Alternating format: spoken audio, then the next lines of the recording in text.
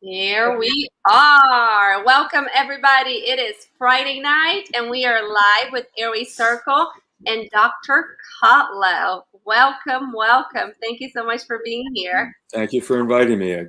Looking forward to this for quite a few weeks now. Oh, that's awesome. Well, I'm first going to introduce Dr. Kotlow, and I do want to remind everyone, and we are a few minutes behind, so whenever we ask a question, if people don't answer right away, it's because they haven't heard it yet. So you might see just now people are logging in. So anyways, if you would like us to know who you are, a lot of times we can't see your name. It just says Facebook user. So you can type your name for us. Something else that I'm going to ask is if you're here live listening to us, type the word simply breathe, and we're going to get you a coupon for Simply Breathe strips. I would like to know who is here live so you get that perk. So let's go ahead and start. Dr. Kotlow, since 1974, Dr. Kotlow has been in private practice serving the specialized needs of children. Dr. Kotlow is known throughout the country for his innovative techniques and caring manner, and has lectured for some of the top dental societies and dental companies. Dr. Kotlow has lectured in Australia, Taiwan, Canada, England, France, and throughout the United States concerning pediatric dentistry and lasers. He has written over 35 articles and authored chapters on pediatric dentistry and lasers for 3 laser textbooks. If I were to tell you guys his accomplishments, honors, and the organizations that he's a member of, we would be here for a long time. So we're just gonna go ahead until midnight. And Lael's here with us today. Thank you for being here, girl.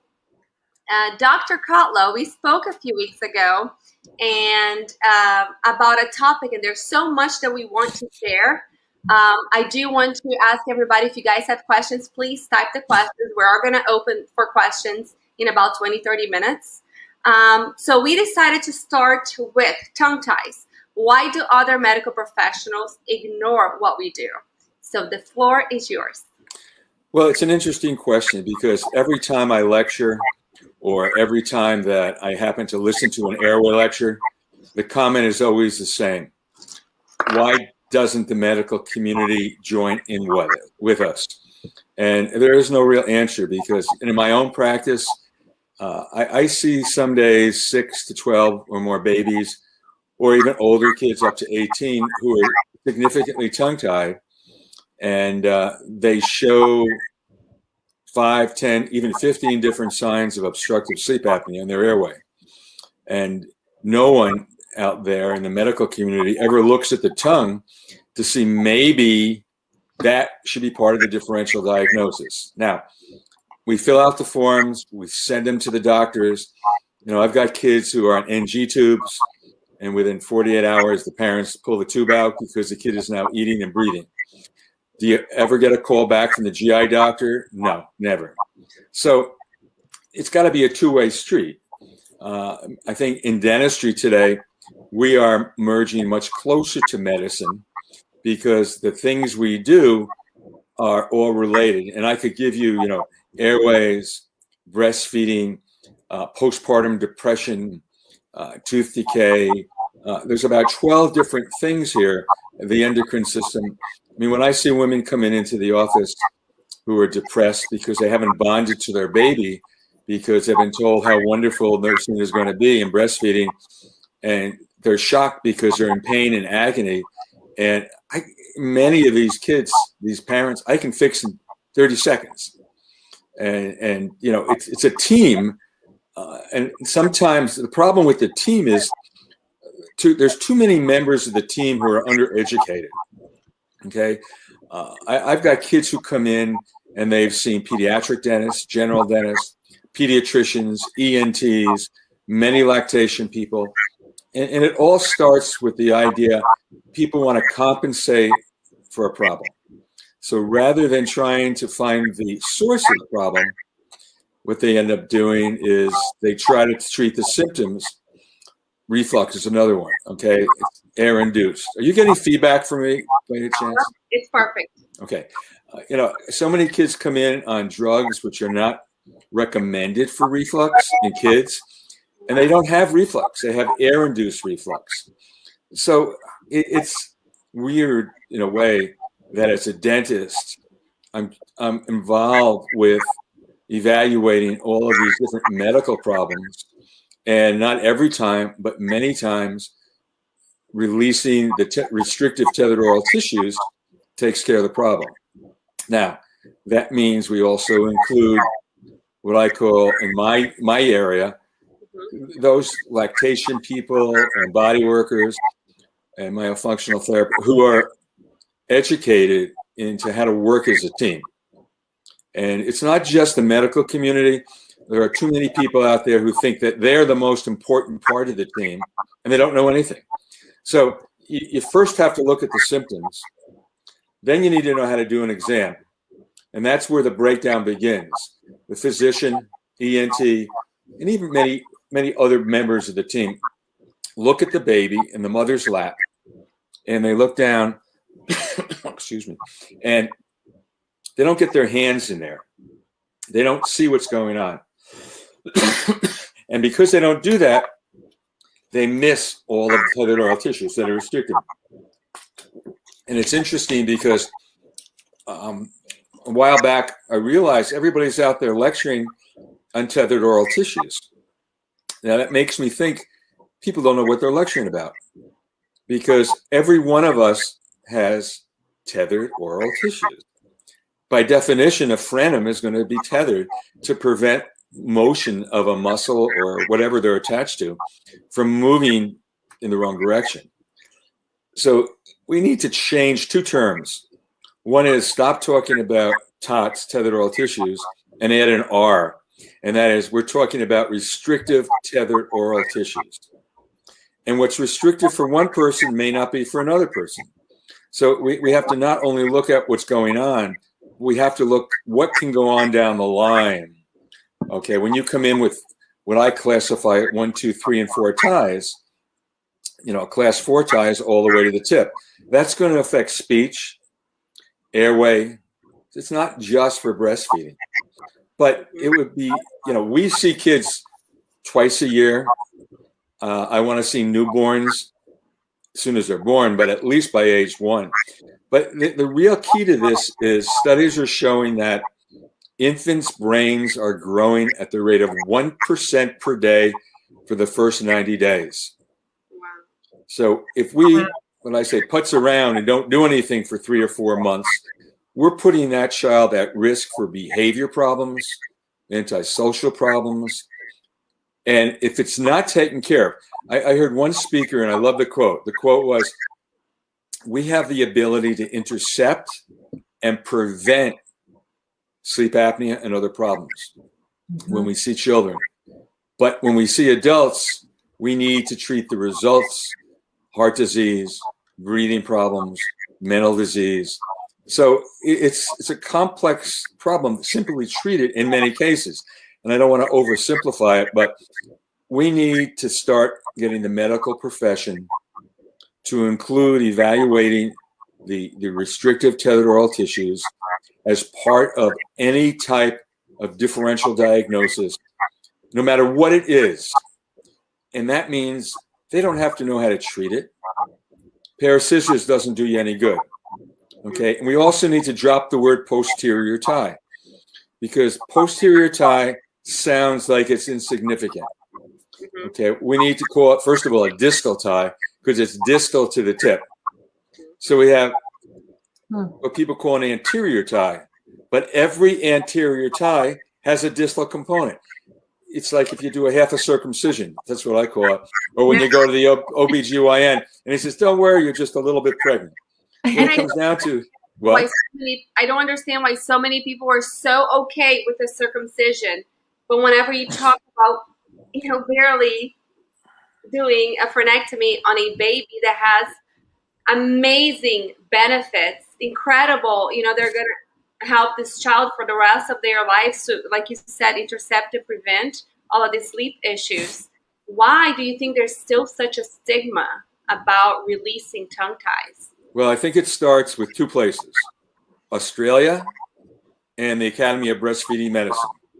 Both of the organizations, the Australian Breastfeeding Group and the AB, Academy of Breastfeeding, have come out with guidelines basically saying lip ties don't exist, buccal ties don't exist, and they talk about problems and complications. Now, I've done over 40,000 laser surgeries.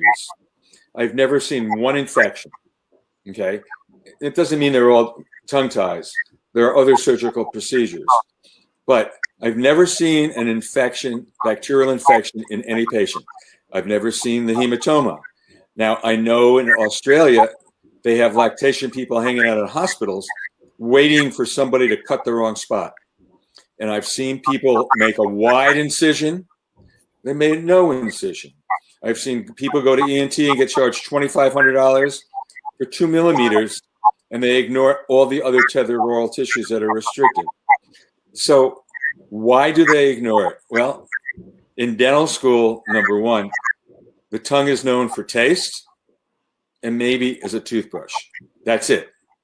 We don't learn about airway. We don't learn about all the other things I've talked about when we're in dental school. And I got none of this. I received none of this training when I was in my residency.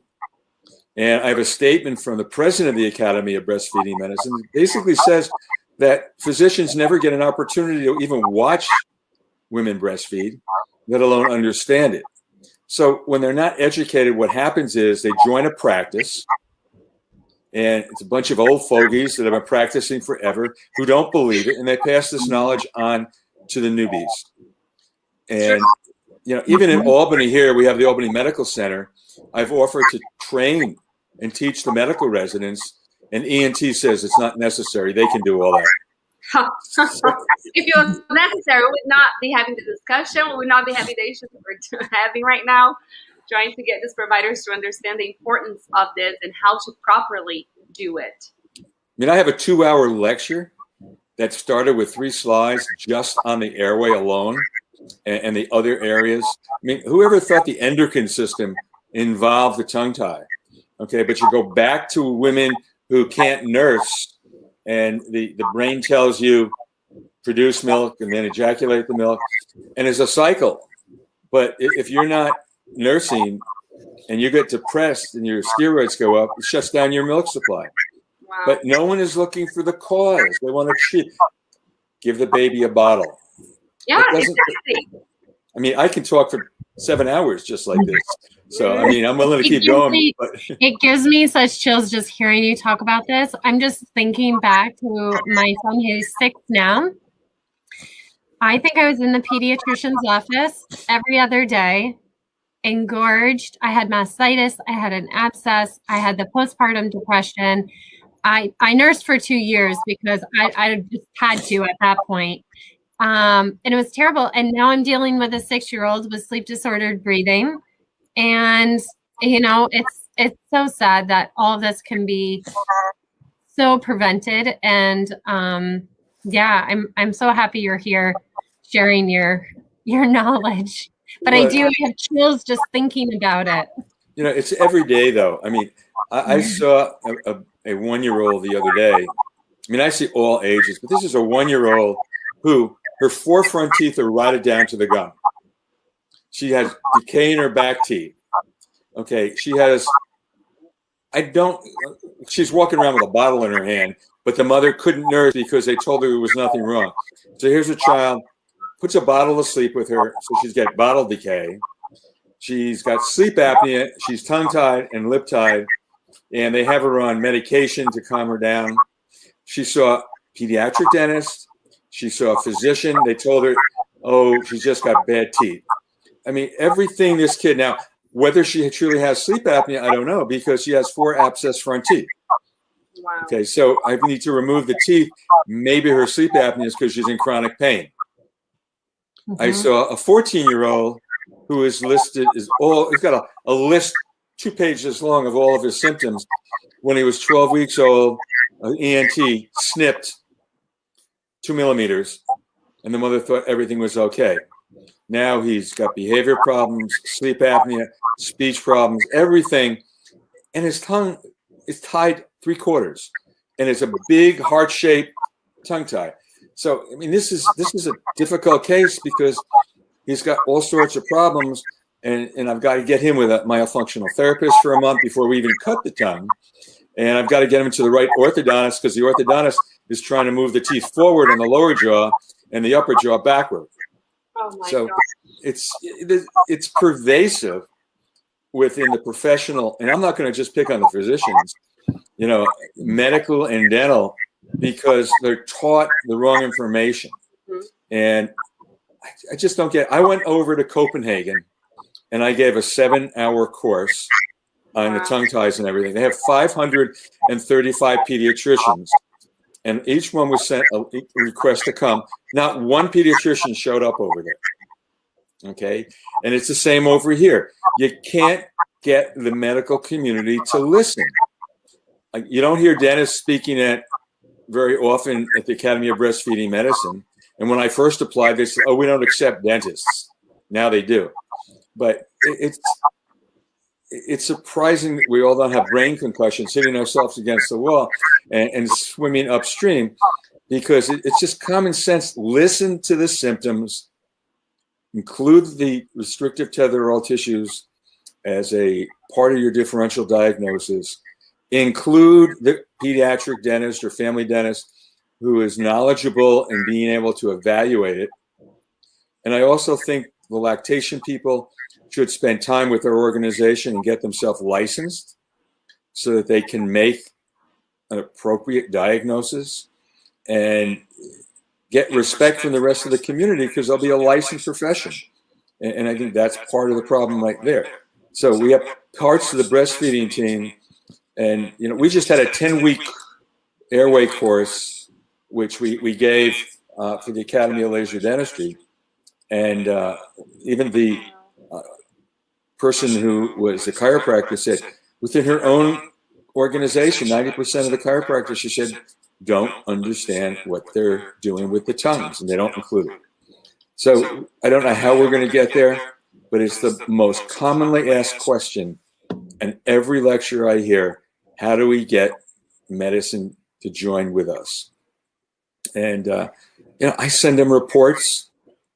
I have copies of the surgery before and after, the mother symptoms, the baby symptoms, what we did, how we did it. They'll send them to ENT and put them in the operating room. We can do it in the office in 10 seconds for the upper and the lower, and no NPO other than for like an hour and a half, because I don't want them to vomit if they're gaggers. And the stories we get from the parents, they're on a $90 a day formula, and the mother's on an elimination diet because the child has such bad reflux, and the tongue is right to the tip.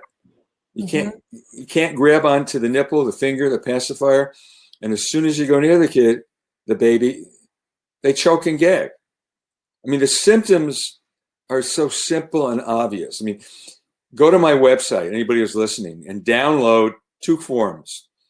One of the forms is sleep apnea, and the other form is new baby symptoms and mother symptoms. And it's Kids Teeth, KIDDSTEETH.com. And if you really want to get the whole lecture, you can order my book, SOS for Tots. All right. And all I got to do is either I wouldn't go to Amazon. I go to my website because you get it faster through my book dealer. And if you really want it faster, call my office because my staff mails them out all the time. Perfect. You guys have been so helpful. I'm just getting a message. Somebody says that it's going in and out, that there's almost like a delay on the mic. So you guys, please, we're going to keep trying to turn the volume down and see if on our end everything sounds perfect. But if it keeps going on, please just let us know. Well, let me try something. I'm going to unplug my earplugs. Okay, can you hear me okay? We can still hear. It's going to take a couple minutes before they do. So we'll try that and we'll see what they say. Let me see what happens if I just use my computer rather than my earplugs. Okay. They're letting me know over here. Perfect. Yeah, looks good. So how old do you see them in your office for tongue tie releases? Well, I'm pediatric dentist. And I'm busy as I can be. So we really limit, in most cases, under 18. I've treated some older kids as favors to other dentists. And I don't treat adults, but I have 3 or 4 adults I have treated because sometimes I teach lasers for Leia, and they'll come in on a Saturday and be my guinea pig so I can release their tongue without any local anesthesia. And I have them videotape before and after. It's amazing what they say. But as a rule, I don't do adults. I just don't have the time. And I always say kids are easy to work on, not little adults, but adults are big babies. They're more difficult. Awesome. So you are seeing older children. Oh, yeah. And you do use the laser with everyone? The only thing I use for surgery is the laser. I have nothing else in the office. Perfect. No scalpels, no scissors. And what do you usually do?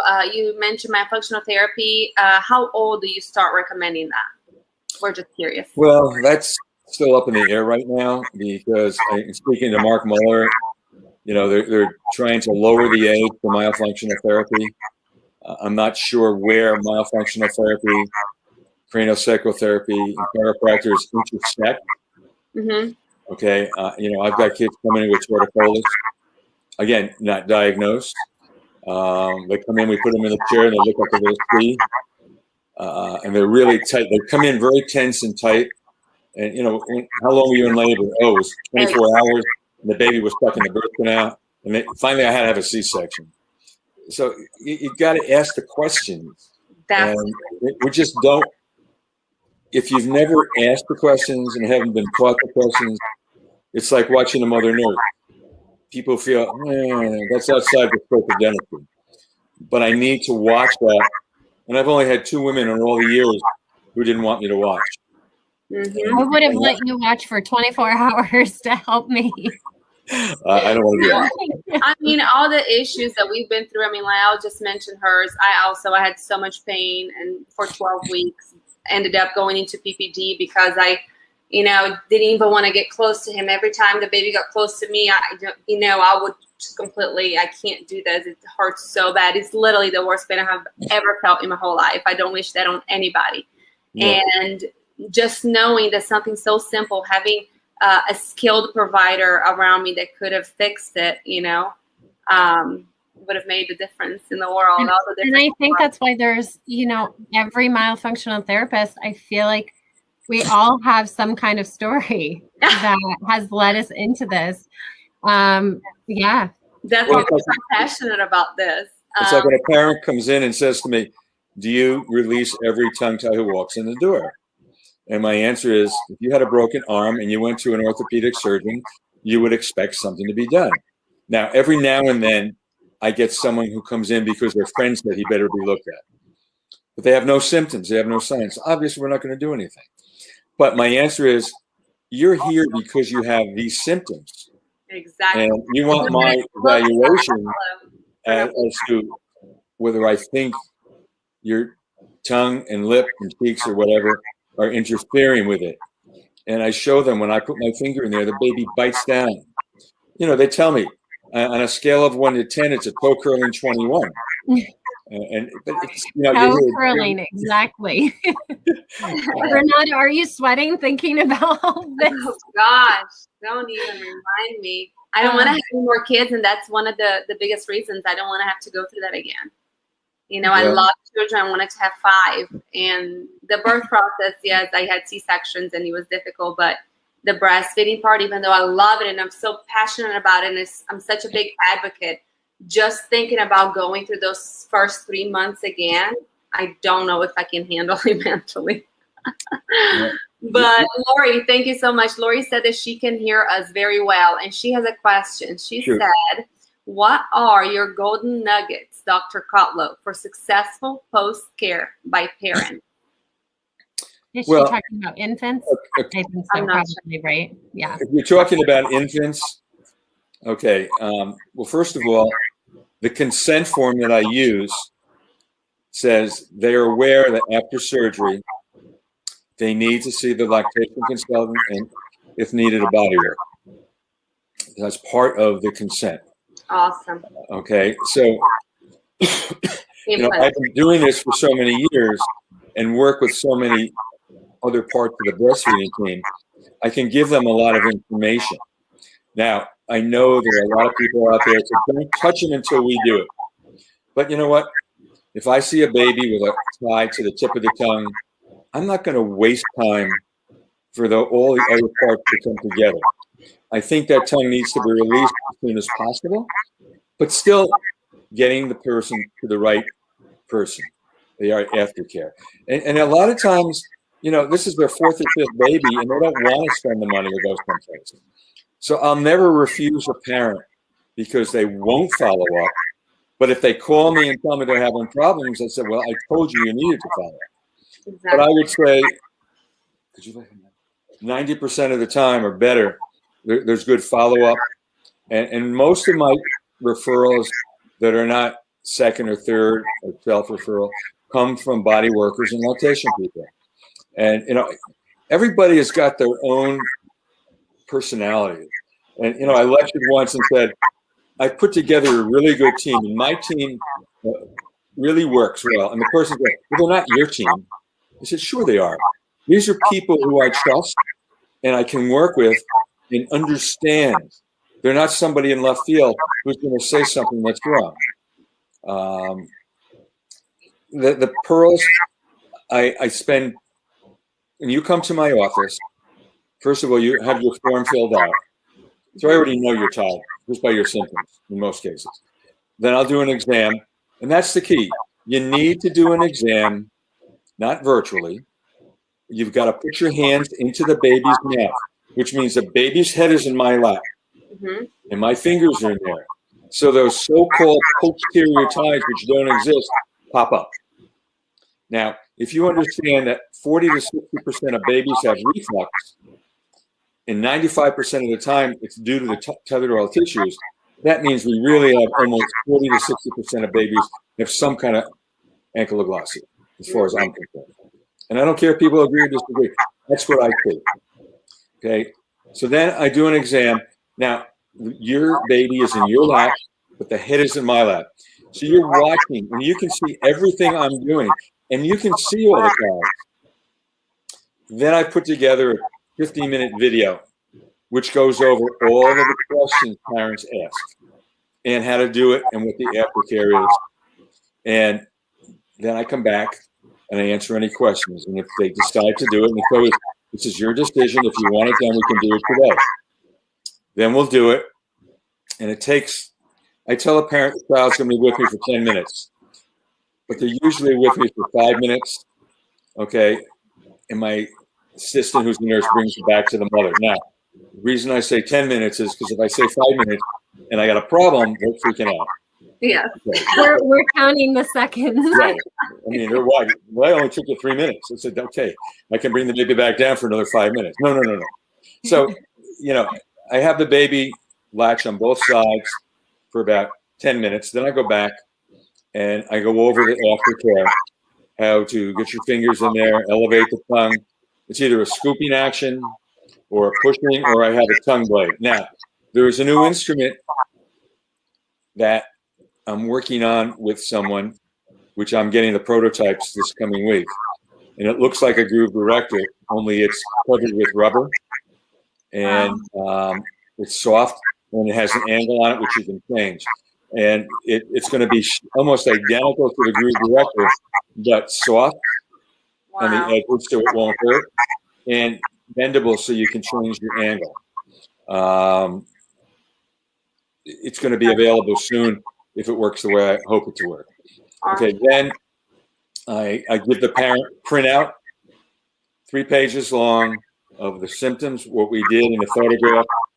I give her 2, one for the lactation consultancy and one for the body worker. And then I send it to the pediatrician. Then I have a letter, and I have 10 references, 3 of which are mine, about airways, tongue ties, lip ties, GI problems, and I send that. And if it's a first-time doctor, we send them how to do an exam. And then if they're local, I see them back in a week to make sure they've been doing the stretches. Meantime, within that week, I want them to see for sure their lactation person, and if they can, the body worker. So you recommend stretches for them? Yeah. So I want if you don't stretch, you got to cut. it's going to heal back together. Now, if you do what the ENTs do, they cut here, it's never going to reattach because it's only thin mucosa. But as you get back deeper. Now, the other trouble is people are cutting too deep and too wide. I mean, I've got patients who I can see, they send me photos. You can almost see the lingual nerve. Wow. And the whole bottom is cut out. And then they have bleeding problems and they use silver nitrate. And this is the stuff that gets put up onto the internet. Yes. Okay. And I've seen, they use a laser and burn my kid.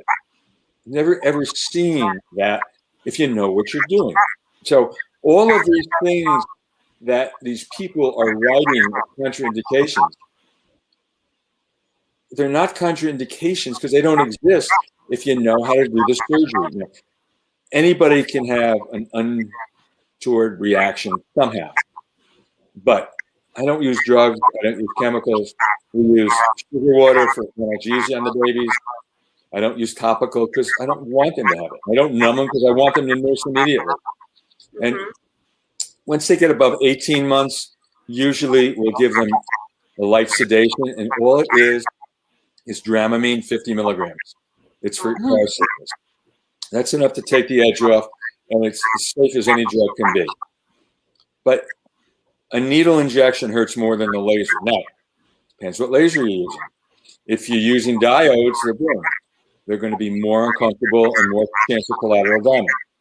And my answer to people who are doing them is, if you're going to do frenectomies and tongue ties on a regular basis, you need to get the right instrument to do it, which means you invest in, me, I think CO2 is the best, but erbium and CO2 are the two, not the diodes. I used diodes in the beginning.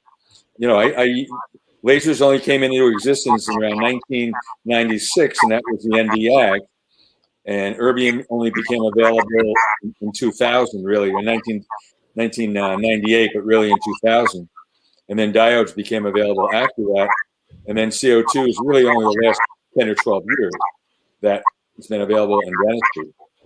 So you're choosing the right laser with the right setting, you don't get collateral damage. It heals quickly.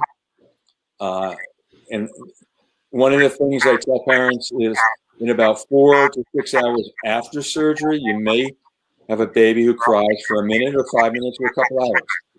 And my premise is, only because I always saw it, 4 hours after a laser surgery, the analgesic effect of the laser seems to wear off and the babies start to cry. And you can, if they're older than like 18 months or 2, you can use Tylenol, but I try to avoid it. There are some homeopathic stuff, arnica, which parents can try. And there's a few other ones that can buy in the health food stores. But I give them a solution of 1 drop of clove oil in 10 cc's of coconut oil, have them shake it up real good, put it in their hand, just rub it into the cut, and we make our own solution. And there's a question on here for older kids, ages 1 to 4, the 1 to 4 age range. Do you recommend a speech language pathologist, feeding specialist, or therapist instead of the lactation counselor or specialist? So I guess the question is speech therapist, feeding therapist for ages 1 to 4. It really depends on the problem is. I'm not so sure I need a speech person involved with a child under the age of 2, although there are some. I know I always say my granddaughter didn't really speak until she was 23 months. Now she's 9, and I'm ready to tack the tongue back down to the. I think that the main question was if they're not breastfeeding anymore. So we're still going to send to a body worker, and do you send to anybody else? Well, if they're getting to me now, it's usually because of sleep apnea. And depending on which age, I would say the body worker or the myofunctional therapist is going to come into play more often after age 2. But when I have a child coming in, I don't just put them in a chair and look at them. I watch their gait. I watch how they react. I mean, I had a baby yesterday who was 2 and can't speak, but he's gibberish. And I said to the parent, have your child ever been evaluated for autism? No, no one's ever mentioned it. And I'm not afraid to tell a parent. And I've got letters from parents. They insisted they be evaluated, and they found that they were on the spectrum. So, my job is not to make the diagnosis, but if I see something that I don't think is right, I'm going to refer them to a physician who specializes in behaviors. My staff is pretty good. 3 of my hygienists have been with me between 30 and 40 years. My assistant's 43 years. So they know really what to look for when they're doing their cleaning and stuff. So my office staff knows what to say to me when I go and sit down and look at it and to evaluate. So the older child, it really depends on how articulate they are, what I see as the problem. Most of the time in a 1 and 2 year old, it's going to be behavior from sleep apnea. So it really depends. Most of my referrals are going to be to functional therapists, chiropractors, body workers. Obviously, if they're not nursing, a lot of lactation people won't see a baby who's not nursing. Mm-hmm. So we talked about it with Autumn that it's also important if a baby or if a mom is pumping, exclusively pumping, or just even doing formula, and the baby's still having issues with the bottle and still clicking, they can still see a lactation consultant because they are baby feeding specialists. So they don't do only breast. It's important for moms to know that. You can go to lactation consultant if your baby's having issues feeding. It's okay if you're not nursing. They can help, especially, if they have issues feeding from a bottle, they're still going to need a tongue tie release if the tongue tie is the issue. So it's important for you to follow up with a professional who specializes in that to make sure that they can help you with the process. And me specifically, my functional therapist, I don't see anybody until usually age 5 and up. Like we were speaking in another conversation, usually my functional therapy, they have to copy what you're doing. And children younger than 5, a lot of times cannot. Once in a while, you get a 3 and a 4-year-old that, mature, have older siblings. Yes, even with my 1-year-old, he copies what I do, but I can't really call it my functional therapy. He'll click his tongue. He will do certain things when I do it. But I feel like sometimes, we just get lucky. I couldn't charge somebody for therapy and just hoping that it's going. Well, for the older kids, the 2-year-old to maybe 5-year-old, what I have them do is if they'll mimic the parent, stick their tongue out, lift it right up and down, I find either peanut butter or non-peanut butter in the palate. Yes. Lick it. I tell them to get a shot glass, put something in it, and have them lick it, or even a beater blade with some frosting on it. So there's a couple of ways, and these are ideas parents have given me over the years. Yes, and these are things that we can tell your children. These are certain things that you can do with your child to try to get them aware of your tongue. You're coming in and out. Your voice is coming in and out.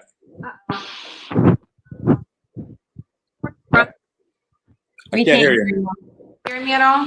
Now I can. When you back up, I can. Internet. I think it's just my internet. But it's probably going to get better now because I turned my phone off. But anyways, it's and I know that some speech pathologists can help children on that age gap from the time that they are no longer drinking formula or breastfeeding up to 4 or 5 when they can see a myofunctional therapist. A lot of these children who are tongue-tied will have some oromotor issues or they will have feeding issues.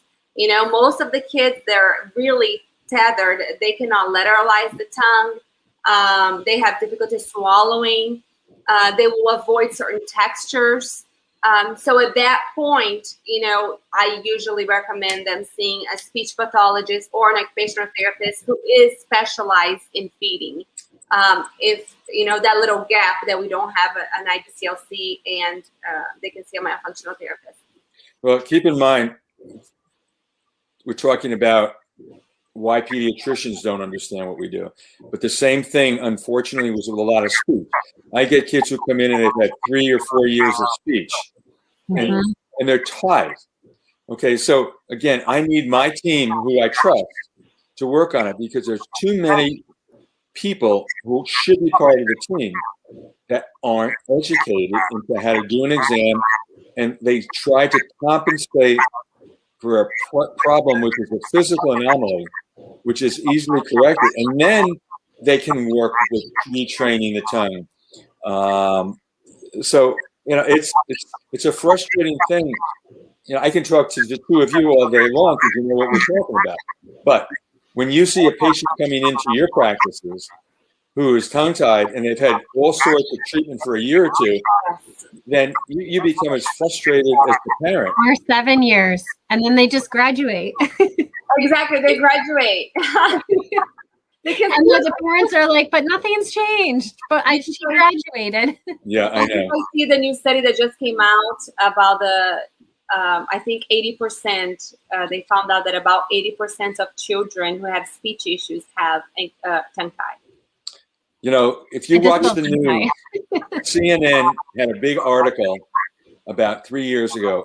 A 5-year-old went to a pediatric dentist, and she discovered he had a tongue tie, and he couldn't speak. And when she released it, he started speaking. Yes, I've seen that. Okay, oh my goodness. My impression is that's malpractice. For 5 years, they didn't discover it. It was there. They misdiagnosed it. Or they ignored it. And so when we get into these terms and people look at it, things don't develop when you're tongue-tied. It doesn't all of a sudden show up. That baby should be examined by a competent IBCLC who doesn't have their hands tied behind their back by the medical community. Thank you. They don't have a gag on their mouth. So that baby, I have a flow sheet, okay? And the flow sheet says, when that baby is born, it goes right on the mother's chest. But within a few hours after they meet each other, someone just has to look. And depending upon what they see, they give the parent my sheet. These are symptoms. If they start to appear, you need help. Now, I had one mother, it was her third kid, okay? And it was right to the tip of the tongue. It was a home birth, and they were 2 blocks away.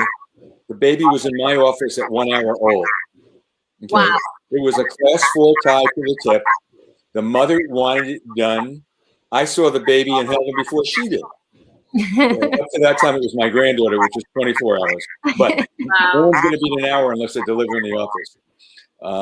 But it all comes down to education, education, and education, not ignoring and ignoring. Definitely. And there are so many professionals out there that say, oh my goodness, don't release the tie first. You have to see body work. You have to see this. You have to see that. My gosh. As soon as my baby was born, I knew I couldn't make it. I knew I was not going to be able to nurse him. I mean, he cut me the first time that he latched. As soon as he was born on both sides, I knew it was not going to happen. And as a new mom, I mean, you have a brand new baby. You're not going to spend 2 days waiting to see a body worker. Some body work. If you ever told me that I would be treating postpartum depression and bonding, I'd look at you and say, where does this coming from? Okay, so wear many hats. And what I say to parents and what I say when I lecture, there's really nothing in dentistry that you're going to do that will be giving you as much happiness as the parents. And we need to change the idea that breastfeeding is a dyad. It's a triad. Because the baby, the mother, and especially today, you got to look at what's going on with the father. Because if the baby's crying and the mother's crying, father's going to suffer. And then I throw into other things. What about shaken baby syndrome? What about young parents who aren't educated enough and don't know how to take care of the baby? That baby is refluxing, arching his back, 24-hour pain, and the parent says, you got to stop. They're not murderers, but they just don't know. So when I asked the pathologist, was the baby tongue-tied? They said, what's tongue-tied? Yeah. Okay, and then you've got all these nuts out there with guns. How many of these, they're always antisocial. How many of them didn't bond to their parents? And it went all the way through. It lasted until adulthood. I have said this for so many years that we as a country, we really need to start focusing a little bit more on mother-baby, that connection. I mean, the United States is one of the only countries in the world that allows 6 weeks, maybe 12 weeks, and most of the time it's not even paid for you to be with a baby. Shouldn't we be looking at how important it is for this bonding and this nurture and this, how important it is for children? These are the kids that are going to be ruling the United States, you know, and out there years from now. We are raising these kids, and it's like that old saying, you know, let's raise, what is it? Let's leave. Oh, people say let's leave a better world to our kids. No, let's leave better children to this world. It needs to start when they're born, and the amount of comfort and love that we give them. And I'm not saying anybody doesn't give love if you let them cry it out, but it's something that that came about because of World War II. When World War II happened, men were not here anymore. Women had to go back to work. They didn't have a choice. So they no longer could nurse their babies until 3 years old like they used to. And all of a sudden, behaviorists came out with all of these articles and all of these books writing that it's okay for you to let your baby cry. It is okay if you can't do these things that you're used to doing. Because, of course, I mean, they couldn't do it, and somebody had to find a way to make sure they didn't feel guilty because of all of this. So then this whole movement started of let's get this child, you know, the individualized and how do you say it? And let's get this child to be independent as fast as we can. You know, the whole mentality of getting the kids out of the house as soon as we can, getting the kids out of the room as soon as we can, getting the kids off the boob as soon as we can, you know, and the focus going more on the parents. I just feel like this has gone way downhill, and several of the issues of mental health that we are seeing nowadays in the United States goes back to a mother who did not, for some reason, or one reason or another, could not bond with that baby properly. And, you know, and so many parents also complain, or so many moms complain that the dad is not in with the breastfeeding, or they don't have any support. You know, they don't want me to breastfeed outside of the house. They don't want me to breastfeed in front of anybody. This whole stigma around breastfeeding, it really needs to change. And we really, as a community, need to get back together and start giving these moms more time to stay home with their babies. It is so important, not just for one thing, but for our whole community and what's going to happen to our world, you know, after these kids are out there. They need this time with their moms. You can't spoil a child with love. Well, the other problem is the insurance companies and the physicians. If you go back when my kids were born in the early 70s, okay, everybody got their tonsils and adenoids out, okay, which means the airways were okay. Now, I know when I was in high school, we didn't know about Asperger's. We didn't know about ADD or ADHD. We had kids in our classes who were, they were considered mentally retarded or different. We don't use those terms anymore. But what happened was the group of physicians and the insurance companies decided too many tonsils and adenoids were being taken out. And then all of a sudden, they stopped taking them out and used antibiotics. Well, that whole group of kids had airway problems that no one treated. And that's all of a sudden, we started getting ADD and ADHD. Now, the pendulum has swung the other way around.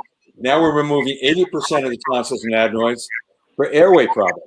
So there's that whole area in there of children who grew up where no one examined their airway, and they probably didn't nurse, but they didn't have an open airway, and that's where their behavior problems occurred. And everybody put them on drugs. Hopefully the pendulum is swinging because parents don't want their kids on drugs. But it all goes back again to examining the oral cavity to find out if there's restrictive tetral tissues. And when the older kids come in looking at their tonsils, there's a lot of kids who come in with enlarged tonsils, and I send the parent, you have to get the tonsils out before I can work on your child. He's not a gagger, okay? He gags because anything put in his mouth closes his airway. Mhm. But this whole thing that you just talked about in bonding, Michelle Emanuel did a whole hour and a half on it in our discussion group, and it's getting to the point where my 6.5 hour lecture on our talk is almost going to have to be 2 days, because each one of these topics can't be discussed in 3 slides, and you need to educate. It's not just breastfeeding, but all the things we're talking about. And bonding is a huge issue to me. I mean, the first thing I say to a mother when she comes in, the first thing after I look at the kid, I want you to understand none of this is your fault. So get rid of all your guilt. You've been told you're a new mother. You're told you're overactive. Forget it. This baby has an anatomic restriction, which is preventing them from bonding, and you expected it to bond. And they start to cry because I've taken a big rock off of their shoulder. Big weight. I mean, I can feel it. I know I went on a little rant right there, and this is not to blame anybody who has done things a certain way. What I'm blaming here is the pressure from society that has put mothers in that position that you feel like you have to do things like what others are telling you to do, because your friend or your mother-in-law, or whoever is telling you, no, this child has been, nursing too long, or this child cannot sleep with you, or cannot do this, or cannot do that. You know what I mean? Or they have teeth now. Are you going to stop? Well, I like it when the grandmother says, breastfeeding is not supposed to be pleasurable. It's supposed to hurt. Yeah. Oh, Grandma. Grandma's like, keep melody. The best thing about the COVID crisis is I only allow mothers and fathers with the babies, okay? And I don't allow mothers in the office with the kids when they're getting their teeth cleaned. We keep everybody separate, and we have 2 separate entrances now. We only have the babies come in one area and all the other kids in another, so we keep them separated, because the babies, the older kids are going to become the carriers, and we don't want the babies or the parents to get infected. Fortunately, the vaccines is becoming better, but when a grandmother comes in with a mother because the father couldn't make it, I want to just close it down. They're the ones who have more questions. Well, we didn't do that, and we didn't do that. I said, that doesn't mean it was right. You got to have some lip tape ready to go. Here, nasal breathing. That's what duct tape is for. All purpose. Oh my goodness, guys, this has been an amazing talk. So we are awesome. almost done. I do want to know if anybody has any last questions. Please post your questions. We have Dr. Kotlow with us today, who is taking time out of his busy Friday to answer anything we may have. Somebody just mentioned that they're going to share this with their office. So what is that you'd like your office to know, coming straight from one of the pioneers in the field? People are very excited over here. And Ruth did mention, Ruth is a occupational therapist. She said that the bonding reflex was one of the things just discussed at the Feeding Matters conference. That is so good. So there is a bonding reflex. So do you think the increase of hyperactivity we see has some base in children not getting outside to move their bodies as much as they did back in the day, since they're inside on electronics now? Less sensory input leading to decreased sleep, or I don't know what you think. What do you think? Oh man, that's a loaded question. I can't answer that. I mean, you can talk to psychiatrists and psychologists, and they're going to tell you, going to bed, watching TV and watching your computer, the blue lights and the red lights and the yellow lights stimulate you and prevent you from going to sleep. They say everybody, including adults, should shut everything off an hour before they want to go to sleep. Not get into bed and watch TV and then shut it off and think they're going to do it. So, I'm not going to touch that. You need a psychologist on there before, Perfect. We're here talking about tongue tie. What I'm here to say is we need to all work as a team, understand each person's position, but each person within that position has the responsibility to be educated and knowledgeable and understand where they fit and when they should be part of it and how soon. So we need not to look at, you have to do this first. It's look at the structure. If it's to the tip, you can't stretch it, and you've got 90 days to get this straightened out. Okay, I can fix that part of it in less than 2 minutes. Then your job is to work with the mother on making sure she follows up. So, of course, the IBCLC is important. Of course, the body worker, the myofunctional therapy, speech, but in the right time. Definitely. And that means they don't spend years doing something to compensate. You don't compensate for ankylosing. You fix it, and then you work with the structure the way it's supposed to be. Get rid of the word compensate. Get rid of posterior ties, and get rid of it's my job first. Look at the structure. Look at what the problem is. If it's a class 1 and 2 tongue tie, go for it. Spend a week or two with a lactation person. Mm-hmm. But as you said, I know it hurts. I don't want to give it up. I don't want to be in pain. Work together as a team. So the other members refer out and say, listen, we've tried for a few days. It's not working. We think he's tongue tied. We think you should take a look at it. And if you think it needs to be corrected, go for it. But we need to work together in the right time. And that's the most important thing today. We can do it as long as we work as a team and the team members are educated. And I have a question about that then. Say that again? A myofunctional therapist, there are several of us here who live in smaller communities that we do not have an ENT or a dentist or somebody that is very skilled to do these procedures. How do we, as either dental hygienists or speech pathologists, who are nobodies, whenever it comes to certain doctors, that's how we feel. We're not nobodies. We do a lot, but we are made feel this way by so many medical professionals. Do you have some advice of how we should approach? You know what? I've got pediatricians all around me who tell parents all I do is cut to make money and to pay for my laser. Okay, I can retire tomorrow. I've been in practice 47 years. I'm not doing this to make money. Okay, he's still trying to pay for his laser. They're closed-minded. The only thing you can do is say, "I'm sending you this report. Please put it in the patient's chart, Perfect. So it can be documented at a later date if you ignore it." Okay, because they have to put everything you say in paper on there and into the chart, and maybe. That's why I send the physicians everything. Sometimes I hear they're thrown in the basket, okay? But I documented in my chart where it was sent to the pediatrician. Somebody's going to come back and they're going to make a big issue of it, and at that time it'll become more mainstream.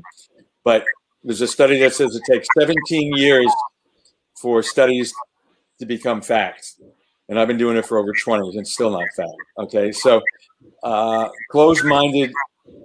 I don't know what to tell you. You need to be more forceful and say, look, I don't want to sit and have this patient continue to suffer. We need someone who is going to do this without a pair of scissors and do it completely. And our opinion is our suggestion is you can't make the diagnosis, but it's like a nurse saying, you have all the symptoms of diabetes. Maybe you should be checked out. Exactly. You have all the symptoms of ankylosing and restricted tetheral tissues. It needs to be checked out and evaluated properly. And anybody who looks at your baby and doesn't put their head in the lap, get up and leave. Exactly. And I am so glad that you did say something about IBCLCs and they should be seeing the baby first if there's an issue, because so many pediatricians, and I worked at a hospital over here for 4 months or so with the lactation consultants. I did a little internship with them. And I remember, as soon as I came in, I was like, okay, tongue ties, tell me, what do you know? They were like, oh my goodness, you cannot say that to the mom when you go in. Even if you think there's one, if the pediatrician walks in and the mom said, the lactation consultant thinks there may be a tongue tie, ooh, that is bad. Like you can't, because you can't diagnose. But my goodness, how much of this information did they have in medical school? We really need to be a little bit more gracious and a little bit more open and a little bit more respectful for other people's education and expertise. Because if we all work together, and that is why we're here on Airway Circle, we're trying to bring all of these specialties together and to share all this information with you guys, so you guys can share conversations like this one, so this Facebook Live, please share this on your personal page. You know, maybe you're gonna reach a mom that needed to see this, that really needed to hear this, or Well, I don't know. I'm always ready to give a lecture, and they're all set. So, you know. And if somebody would like, do you teach professionals how to use the laser, or how to? Well, with COVID, I don't have people in the office anymore, but I do have a lecture on soft tissue surgery, which covers all of the soft tissue surgery using the laser. What about any trainings for pediatricians that maybe are open to? Because there are some in my area that are looking into this more. At least they're talking about it. We actually have a pediatric dentist going into a pediatrician's practice, and they're going to listen. So I'm so excited for that. But what is there? Do you have like a training or something for these pediatricians, or something that could help them understand more the why? Well, the first thing I do is buy my book. Okay. Yeah. Now, what we do is, and I have lots of dentists who buy the books, I give every patient a copy of my book to read and pass on. Yeah, Gemma, you're 100% right, my dear. I also send every pediatrician who's new a copy of my book. And as I've said, I've got a 2-hour course which covers all of the possibilities, symptoms, diagnosis, and how we do it. It's 2 hours. So, I mean, I can take any evening and give a course any place in the country through Zoom if people are interested. And I don't charge a whole lot to do it. That is why, that's where we all come in. There's 26 people watching this live right now. I want every single one of you to hit share and share this on your personal page. Let's try to make this video that we just had today viral and try to get moms, because if we empower moms with this information, they're going to go to professionals and they're going to start asking questions, and they're going to want to try to help their kids. So we are here to share this information with you guys, but it's in everybody's responsibility to try to get this message out there with us. So thank you, thank you, thank you. Well, it's my pleasure. Anytime. I'll come on anytime you want. I don't need a lot of notice. I really appreciate you being here. I really appreciate your time and all your knowledge and expertise. Thank you. It's been wonderful.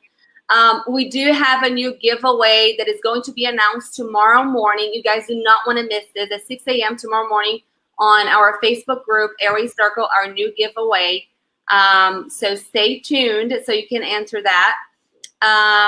I will share some information on how Dr. Kotlow, how you can get to watch his course and how to get his book. So also on our page, all the information is going to be there. And last thing, Dr. Kotlow, if parents want to get in touch with you to schedule a consult, you gave us your email, or not email, but the website, right? They can just go on the website. Right. And just have them call the office at 518-489-2571. 518, area code 518-489-2571. If someone wants to email me a question, I can't make a diagnosis, but if they have a question, my email is kidsteeth@aol.com with 2 Ds. Perfect. They're just supposed to do the phone number for the office over there. Yes. Thanks, everybody, for being here. This has been a wonderful talk. Next week, we have some amazing clubhouses already specific for you guys. We have Tuesday all about fascia. We have some amazing people who are going to come. Fascia Quest. The whole Fascia Quest is coming to talk to us. On Thursday, we're going to have a talk about ALF. And on Friday is going to be another incredible speaker, and it's going to be all about breathing. You guys are welcome to guess that one, who it is. And we will see you on Tuesday on Clubhouse at 8 p.m. Eastern Standard Time. Thank you so much. And I want to see at least 26 shares of this video. Let's do it. All right, well, thank you for inviting me. And like I said, anytime. Thank you. All right. I appreciate it. Bye-bye. Bye-bye.